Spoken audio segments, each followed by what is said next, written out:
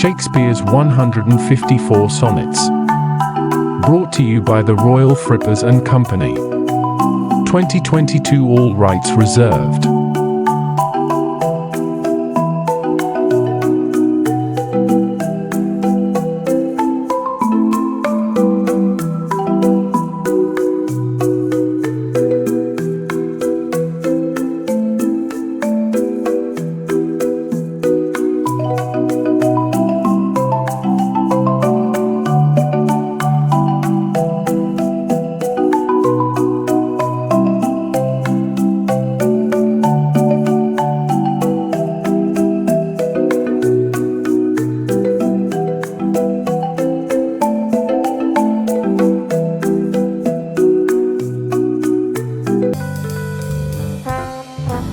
Sonnet 119.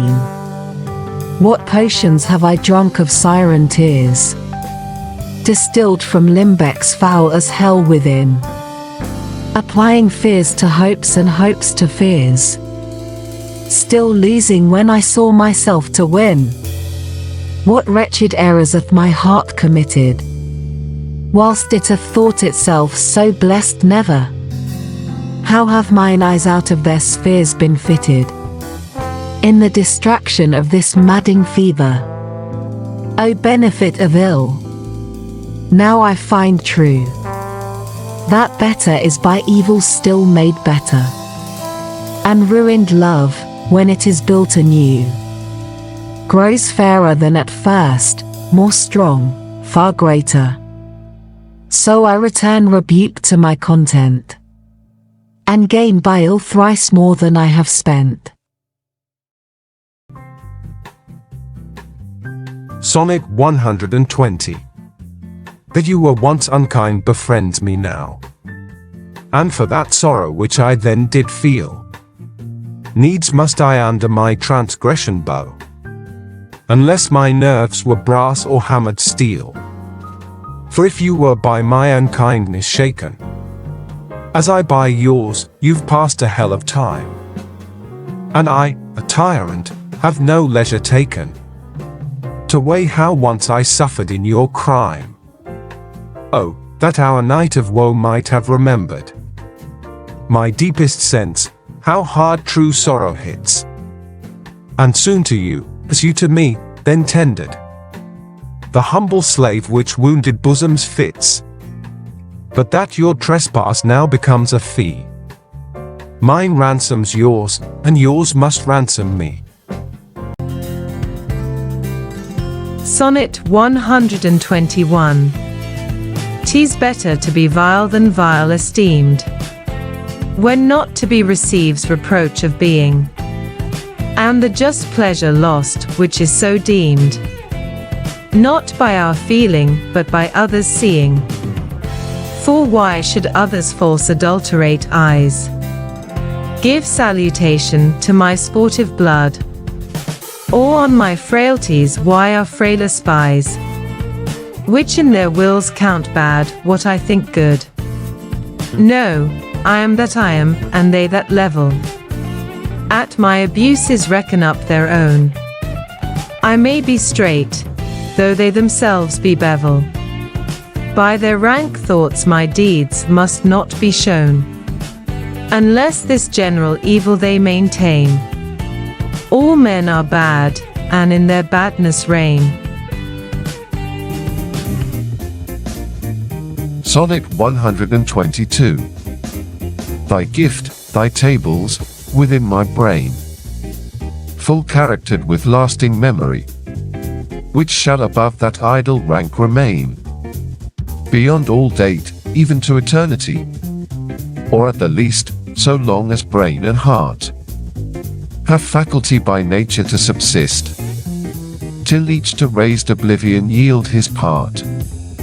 Of thee, thy record never can be missed, that poor attention could not so much hold, nor need I tallies thy dear love to score.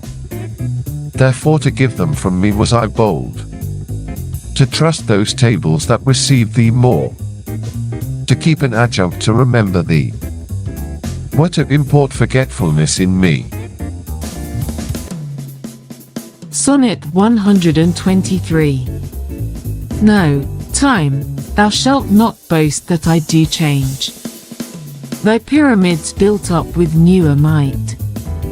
To me are nothing novel, nothing strange. They are but dressings of a former sight. Our dates are brief, and therefore we admire what thou dost foist upon us that is old, and rather make them born to our desire, than think that we before have heard them told. Thy registers and the eye both defy, not wondering at the present nor the past. For thy records and what we see doth lie, made more or less by thy continual haste. This I do vow, and this shall ever be. I will be true, despite thy scythe and thee.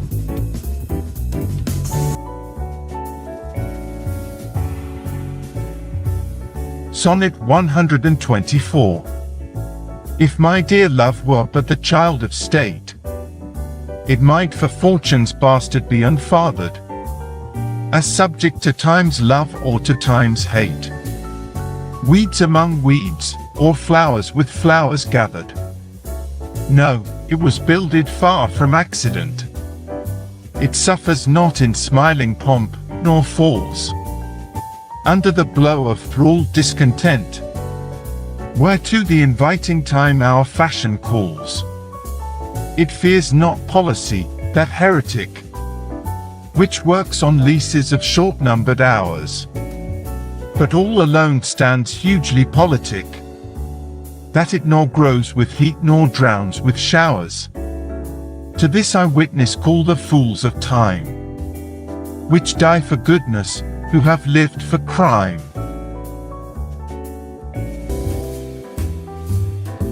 Sonnet 125.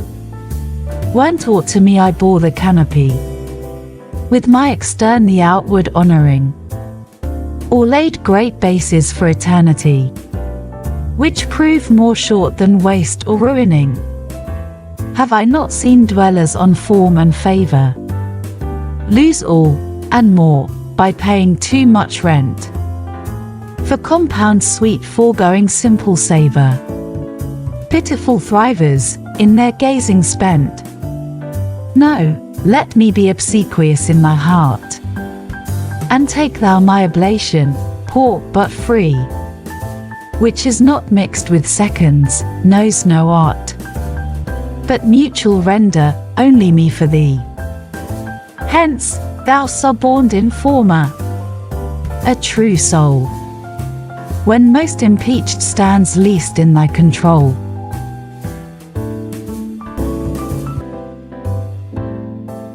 Sonnet 126.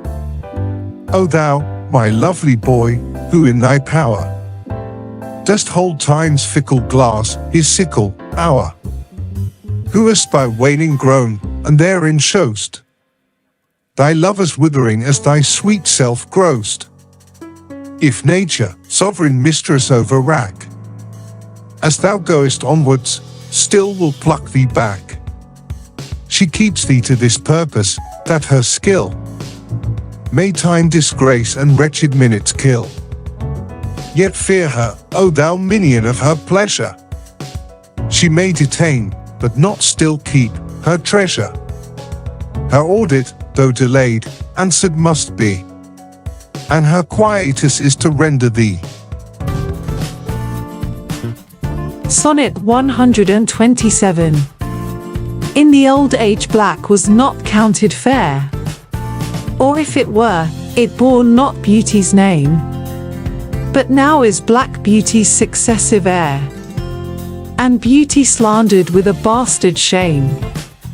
For since each hand hath put on nature's power, faring the foul with art's false borrowed face, sweet beauty hath no name, no holy bower, but is profaned, if not lives in disgrace. Therefore my mistress' brows are raven black, her eyes so suited, and they mourners seen, at such who, not born fair, no beauty lack. slandering creation with a false esteem. Yet so they mourn, becoming of their woe, that every tongue says beauty should look so. Sonnet 128. How oft, when thou my music playest, upon that blessed wood whose motion sounds, with thy sweet fingers, when thou gently sway'st the wiry concord that mine it confounds, do I envy those jacks that nimble leap to kiss the tender inward of thy hand, whilst my poor lips, which should that harvest reap, at the wood's boldness by thee blushing stand, to be so tickled, they would change their state and situation with those dancing chips, o'er whom thy fingers walk with gentle gait, making dead wood more blessed than living lips. Since saucy jacks so happy are in this, give them thy fingers, me thy lips to kiss. Sonnet 129.